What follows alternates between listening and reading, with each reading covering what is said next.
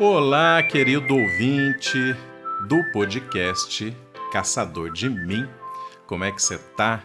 Olha, Lu, chegamos ao 50º episódio e esse podcast está se tornando maduro. Chegou aos 50, que legal! Comemorar hoje, gente. Um podcast cheio de inteligência, cheio de informação, cheio de cultura, mas, sobretudo, né, Lu, cheio de inspiração, de histórias de pessoas encantadoras, inspiradoras. E hoje eu trago para vocês, ouvinte, para a Lu também, que vai conversar aqui comigo, a história do Frederico Lang de Morretes. E aí, Lu, já tinha ouvido falar? Uou! Sim, Lang de Morretes é conhecido, é um nome conhecido aqui na região de Curitiba, né? Exatamente. Mas eu acho que pro resto do Brasil aí tem gente que merece conhecer. Mas né? você sabe o nome, você sabe o que ele fez? Pois é, quem foi Frederico Lang de Morretes? Um homem multifacetado, tá? Isso me chamou bastante atenção. Eu estava conversando agora há pouco aqui nos bastidores com a Lu, de que confesso que, no primeiro momento, a minha intenção era tornar os meus roteiros mais diversos, com maior diversidade, enfim, né? E que eu pudesse trazer realmente uma história inspiradora. Mas aconteceu algo apaixonante, ou melhor ainda, eu me apaixonei. Teve um momento, né, Lu, que eu falei, Lu, eu preciso ir para Morretes. Quer dizer, já fui a Morretes, mas sem ter conhecido essa história fantástica do Lang de Morretes. Aliás, exatamente o nome que ele adotou, né, e tanto amava. Enfim, vamos lá, Lu.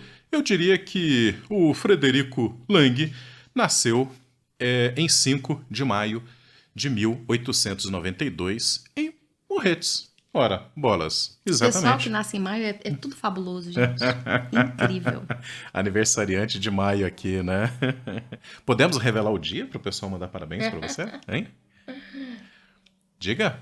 Bora lá, dia 22 de maio, gente. Ó, tem festa. Isso aí. Bom, Morretes, então, fica aqui na região... Fica no estado do Paraná. Em que região ali, Lu? É na região litorânea. Quase... ali, né? exatamente. Região litorânea, né? Antes de Antonina. Ali. Antes de Antonina, outra cidade fabulosa, né? Enfim, bem pertinho ali do litoral, lógico, Paranaguá, etc e tal. Morretes, como o nome diz, fica no meio de muitos morros, gente. É um lugarzinho bem abafado, né? Porque ele fica aí embaixo ali, cercado ali, pela serra ali. Isso você tirou agora da carta. Ou é verdade? Não é verdade? Olha, eu não sabia disso. Pronto, que Lá sensacional. É uma panelinha de pressão, né? Uhum. Clima abafado no verão. Olha aí. O Frederico Lang, ele era filho de um engenheiro alemão, o senhor Bruno Rudolf Lang, né, que veio ao Brasil, gente, para construir a estrada de ferro ligando Curitiba e Paranaguá, que é um espetáculo da engenharia, enfim, é um dos principais passeios. Nossa, é maravilhoso. Gente, né? Se você ainda não fez esse passeio de trem, tá? Daqui de Curitiba até Morretes, faça, porque é perfeito.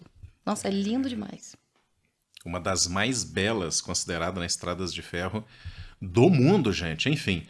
Inclusive, viu, Lu? Olha só, dos 2 aos 9 aninhos, onde que estava morando o querido Lang, né? Exatamente no quilômetro 71, 72 ali dessa estrada de ferro, gente, que corta a Serra do Mar, que é um espetáculo da ecologia, da natureza, né? É encantadora. Isso tudo forjou esse olhar artístico e ao mesmo tempo científico, que daqui a pouco a gente esmiuça aí para você, tá bom, ouvinte? Bom, então essa formação, né, artística, científica, bastante, agora a gente já sabe, né, influenciada por esse período em que ele morou na Serra do Mar, aqui no estado do Paraná, torna muito interessante essa biografia, eu tenho certeza. Tá? A família dele, né, tinha amizade com o norueguês Alfredo Andersen, que era um grande nome da arte paranaense. Inclusive, eu acho que eu estou te devendo esse passeio no Museu Casa Alfredo Andersen. É verdade. Estou te devendo isso, Lu? Opa, vamos registrar aqui, ao vivo. Conhecer. Sem sombra de dúvida. Inclusive, ao longo desse episódio, a gente vai dar várias dicas turísticas para quem vem a Curitiba e culturais, com certeza, né? Já demos o quê? Já falamos de Morretes, de Antonina, do litoral paranaense, né? Da Serra do Mar, do passeio de trem. Olha só, em poucos minutos de podcast. Vai anotando aí, tá bom, ouvinte? Então, esse museu, inclusive, o Museu Casa, tá, Lu, fica ali próximo ao Shopping Miller, tá? Que foi um dos primeiros... Foi o primeiro shopping de Curitiba, né? Foi o primeiro shopping grande do Curitiba, foi Miller. Então, tá lá. Bom, foi com esse grande artista plástico, o Andersen, que o Lang começou a estudar pintura muito cedo, aos 13 aninhos, tá? E a família apoiava sempre os estudos para onde fosse o interesse e curiosidade desse menino, tá? Tanto é que em 1910, 1920, nesse intermeio, ele vai para a Alemanha, né? E vai cursar a Real Academia de Artes Gráficas e depois a Escola Superior de Belas Artes de Munique. Olha aí, ele já estava bastante interessado na carreira artística, né, Lu? Isso aí. E o Lang concluiu a graduação de pintura e escultura em 1920, tá? Só que tem o seguinte, olha aí, a Lu vai gostar dessa notícia, tá? Durante a formação artística dele, ele cursava disciplinas de biologia. Tá vendo? A biologia é apaixonante, gente. Qualquer área que você escolha, a biologia vai estar sempre ali no meio. E, ouvinte, se você não sabe, a Lu aqui é bióloga, tá? Professora dessa área. Apaixonada pela biologia. Eu acho que daqui a pouco ela vai dar vários pitacos aqui, a gente vai ficar feliz com isso. Essa curiosidade em biologia vai marcar, tá, Lu? Definitivamente o lado cientista, né? Então, assim, o lado artista o lado artístico são as artes plásticas e o lado cientista vem pela grande curiosidade do menino em biologia. É muito interessante isso. Você tá cursando algo e fazer, né, umas disciplinas, né, umas matérias, circular por outras áreas de conhecimento. Isso é formador. Né? Isso te lembra alguém que pintava e se apaixonou pela área de botânica? Que nós já fizemos podcast aqui? Me lembro vagamente. Margaret Mee, gente. As ilustrações botânicas dessa fantástica pintora. Busquem lá. Quem não assistiu o episódio Margaret Mee, busca lá e assiste, porque é outra história inspiradora. Sensacional. Muito bem. Que memória boa. Poxa, com 50 episódios, assim, lembrando de detalhes, hein? Parabéns, Du. E em 1920, o Lang volta para o Brasil, casado com 3 filhos. Olha aí, hein, Lu? Rendeu esse estudo na Alemanha? Rendeu bastante. E ele começa a dar aulas, né, na Escola Normal de Curitiba, que hoje é um Instituto de Educação do Paraná. Gente, tá gostosa essa história, né? Olha só, ele funda a Escola de Desenho e Pintura, lógico, né? Traz toda uma bagagem de conhecimento nas artes plásticas, e ele leciona lá até 1932, tá?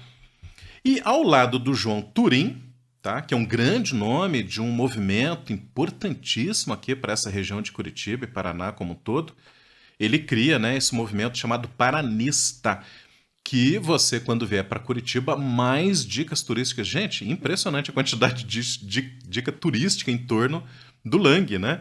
Você pode visitar aqui em Curitiba o Memorial Paranista, que fica lá no Parque São Lourenço. Já estivemos lá, Lu. Né? Já estivemos lá. Lugar lindíssimo, gente. Ele foi formado, né? E tá maravilhoso. Tem que visitar. Isso mesmo. Lá tem, eu acho que a Lu não sabia disso, pesquisas recentes, o maior jardim de esculturas do Brasil. É uma área, gente, com 6 mil quilômetros. 6 mil quilômetros, nada, né? Aí realmente seria do universo. É uma área com 6 mil metros quadrados e tem 15 obras em grandes proporções. Realmente bastante interessante, tá? Ah, gente, olha só, o Lang foi quem criou os pinhões estilizados, né, geometricamente, que compõem algumas calçadas, né, paranaenses. Lembrando que o pinhão e a própria árvore que o dá é símbolo paranaense. Quer comentar aí, Nossa, né, exatamente, eu não sabia. Que ele que tinha feito os pinhões, realmente as calçadas ficaram lindíssimas, super personalizadas, né? Aqui com o nosso estado, os pinhões são... pinhão é uma delícia, né? E a Lu outro dia me ensinou que pinhão não é fruto, tá? Não, gente, é semente. Olha aí, aprendemos um pouquinho aqui. A partir daqui, gente, ouvinte, eu quero tratar esse grande artista e cientista pelo nome que ele mais gostava, que é Lang de Morretes. Combinado? Então vamos aprofundar um pouco mais a história desse incrível homem aí, gente. Ele cresceu em um ambiente propício ao aprendizado. Você viu que a família super incentivava o seu conhecimento e próprio ambiente, né, ali da Serra do Mar, etc., da reserva, enfim, tudo contribuiu magnificamente, né? Lugar inspirador. Nossa. Paisagem fabulosa. Muito, muito, muito. A sua formação foi profundamente influenciada por essas paisagens, né, litorâneas do Paraná, natureza, fornecendo aquele pano de fundo, né, para o desenvolvimento aí da sua percepção, do seu gosto pela natureza, pelo mundo, pelos estudos, etc. e tal. Quando jovem, o Lang de Morretes trabalhou ao lado de botânicos, tá? Botânicos importantes, lá no Museu Paranaense, contribuindo, inclusive, para importantes coleções botânicas, né, de estudo. E essa experiência, né, vai moldando, olha só que coisa interessante, a visão artística, a sensibilidade artística dele, que vai resultar em algumas obras que vocês vão ter acesso aí pela internet ou visitando o próprio museu, memorial, enfim, pinturas, né, que retratam a natureza do Paraná com intensidade e vibração. São obras lindíssimas, né, Lu? Nossa. Na trajetória como pintor, o Lang de Morretes transita ali, viu, gente, entre o simbolismo, o modernismo, e com isso ele consegue capturar a alma paranaense, não é à toa que ele faz parte do movimento paranista, né, que traz essa consolidação do que é ser o Paraná e paranaense, né, através das representações simbólicas, né, do Pinheiro, das cataratas do Iguaçu, das ondas quebrando nesse pequeno, mas muito fofo litoral paranaense. Não, ele conseguiu pegar exatamente, né, pontos bem relevantes que identificam o nosso estado, né? Nossa, o Pinheiro do Paraná, nossa, árvore linda, linda. As cataratas do Iguaçu e até um pouquinho da nossa praia. Isso.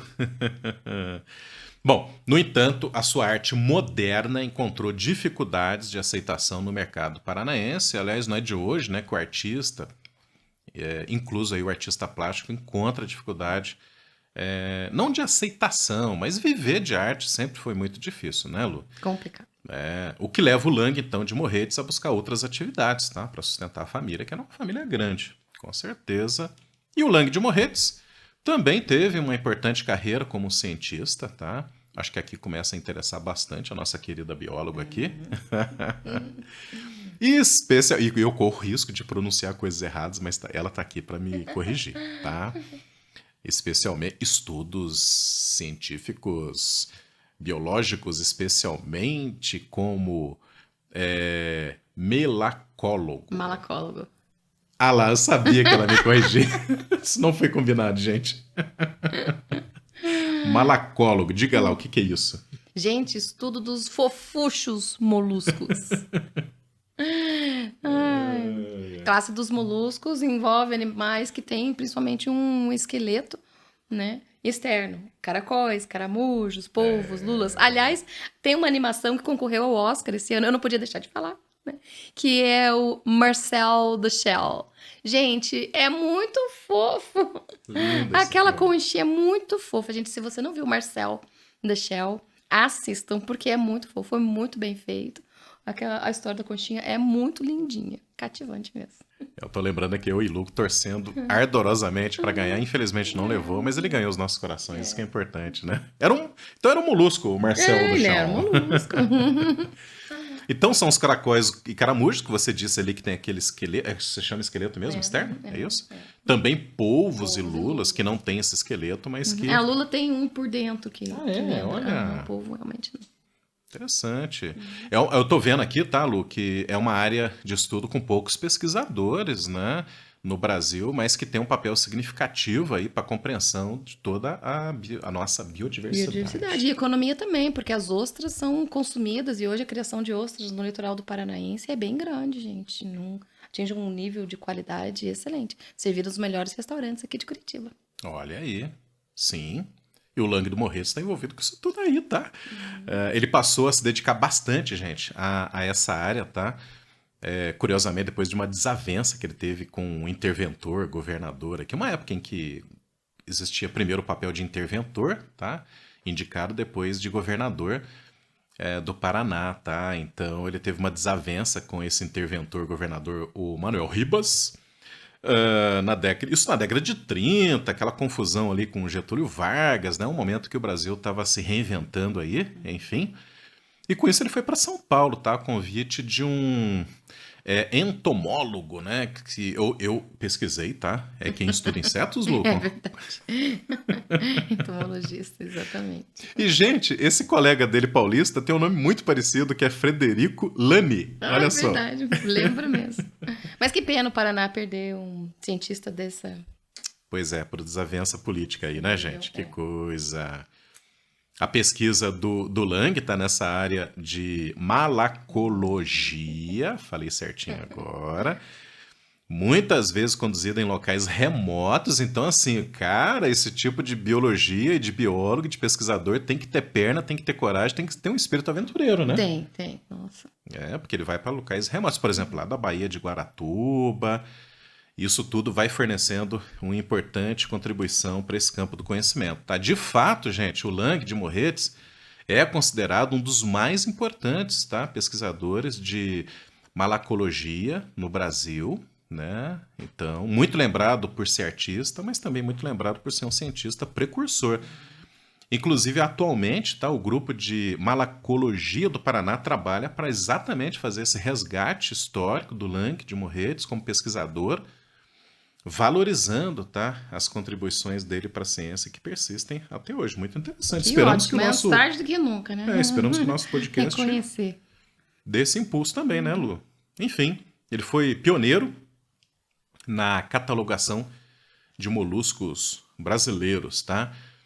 Nossa, assim, consolidou isso num gigantesco conjunto, tá, de informações e catalogações desses invertebrados. São mais de 7.000 espécimes de moluscos coletados em diversas regiões do Brasil, né? Que fôlego e que dedicação científica, né? Nossa. Essa coleção particular, viu, Lu, do Lang, inclusive ele coleta, mas ele descreve pela primeira vez 14 espécimes, tá, de molusco. Inclusive, 9 dessas 14 espécimes, depois de tanto tempo, tantas revisões científicas, ainda assim 9 são consideradas válidas até hoje. Quer dizer, olha aí o legado dele para a ciência, né? Interessante. Muito bem. Inclusive, espécimes de moluscos terrestres, por exemplo, será que eu vou pronunciar correto aqui? O Megalobulimus. Isso. É isso? Isso aí.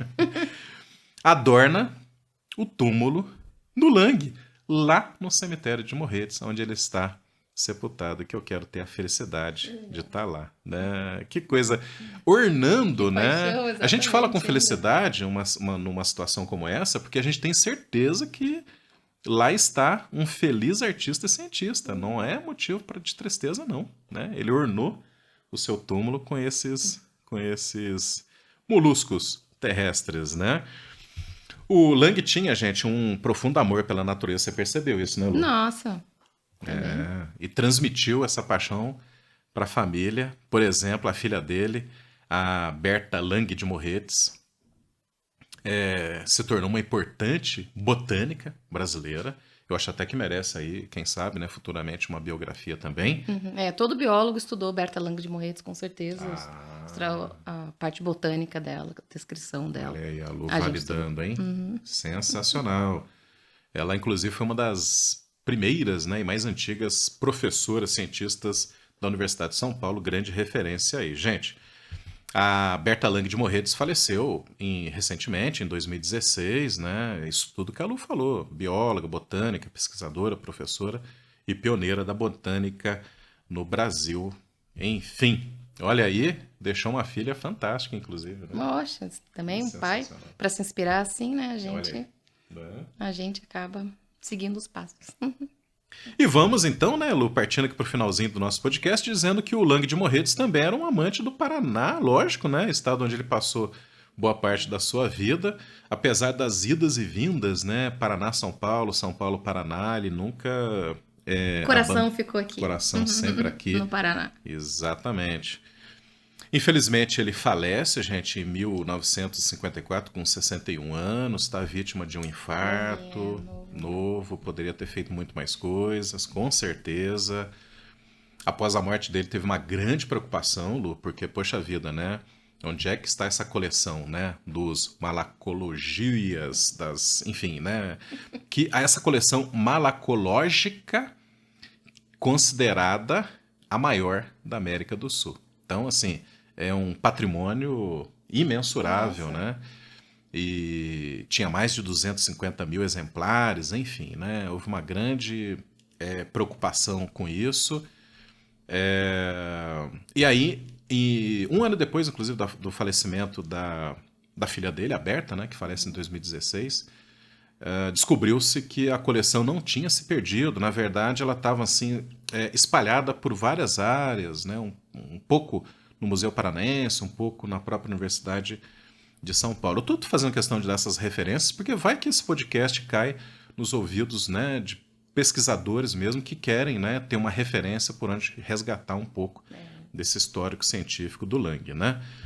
Bom, como artista e cientista, ele contribuiu imensamente para a compreensão da ciência brasileira, né? Suas pesquisas e descobertas continuam a ser relevantes até hoje, mostrando o impacto, né, duradouro e significativo da obra dele. Gente, os estudos estão aí, né, contribuindo, incentivando as pessoas para a biodiversidade dos moluscos no Brasil e fornecem a base, tá, para pesquisas que vêm acontecendo subsequentes, né, e até hoje nesse campo. Muito interessante. E que a partir de hoje eu não vou olhar mais para nenhum molusco da forma como eu olhava, vou olhar com muita curiosidade. Exatamente. O conhecimento acumulado pelo Lang, tá, é frequentemente usado para desenvolver estratégias de conservação em espécimes, né? É uma inspiração. Quando você pega uma pessoa tão dedicada à pesquisa, à ciência voltado, né, aos animais, à biodiversidade, à botânica, né, isso acaba sendo motivo de muita inspiração, né?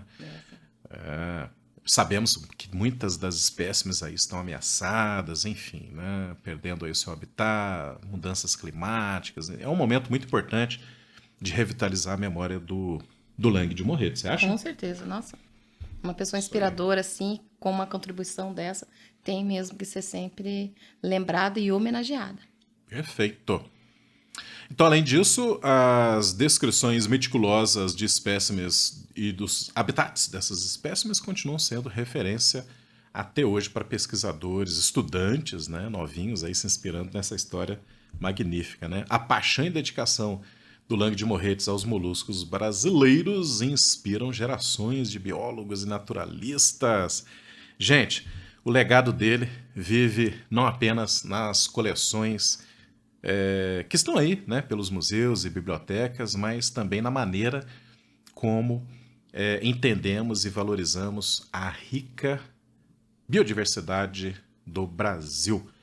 Na minha opinião, querida Lu, Lang de Morretes foi uma personalidade multifacetada.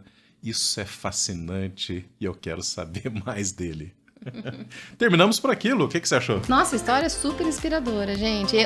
O legado dele foi, além das pinturas maravilhosas sobre a nossa paisagem, né, o nosso entorno aqui, né? Quem vem aqui para Curitiba, nas obras dele, vai se ver, né, as principais paisagens aqui do nosso Paraná. E vai conhecer um pouco aqui do nosso querido Paraná, né? E fora isso, ainda a contribuição para identificação de diversos moluscos, gente, que realmente é um grupo de animais que às vezes é esquecido, né? Apesar de que, como eu falei, na área econômica, né, muitos degustam, né, os moluscos coitadinhos, né, e são deliciosos. Mas estudar, identificar e preservar é o mais importante, gente. São seres vivos, né? Que merecem nosso respeito e a preservação do seu habitat, que é o mais importante. Uma economia sustentável, né? Mesmo na parte gastronômica deles aí. E é isso, ouvinte. Até a próxima. Tchau, tchau. Beijo.